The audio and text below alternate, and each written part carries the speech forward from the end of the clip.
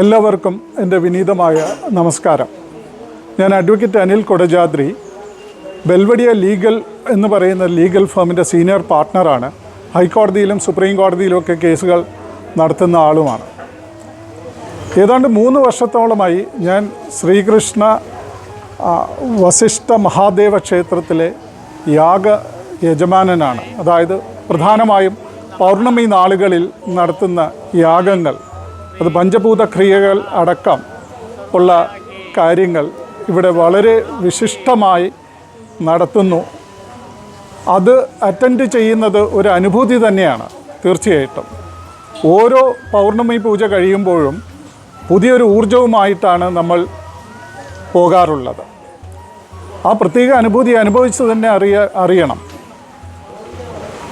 കൃത്യമായ ചിട്ടകളോടും അതിന് അനുസരിച്ചുള്ള അടുക്കും എല്ലാ കാര്യങ്ങളും പ്രവർത്തിച്ചിട്ടാണ് ഇവിടെ പൗർണമി പൂജയും മറ്റു യാഗങ്ങളും ഒക്കെ നടക്കാറുള്ളത്.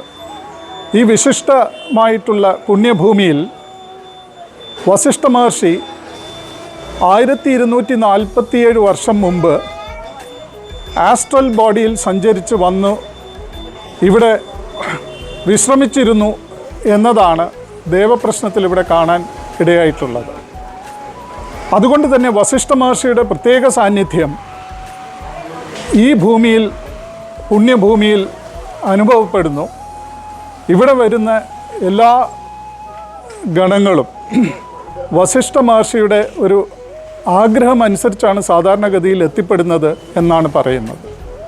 അങ്ങനെ എത്തിപ്പെടുന്നവർ ഇവിടുത്തെ പൂജകളിലും യാഗങ്ങളിലും യഥാവിധി പങ്കെടുക്കുകയും വേണ്ട കാര്യങ്ങൾ അവരവരുടെ ഭവനങ്ങളിൽ ചെയ്യുമ്പോൾ നാമജപം അടക്കമുള്ള കാര്യങ്ങൾ അതിന് വേണ്ടത്ര ഫലം ഇവിടെ നിന്ന് കിട്ടാറുണ്ട് എന്നുള്ളതാണ് വാസ്തവം.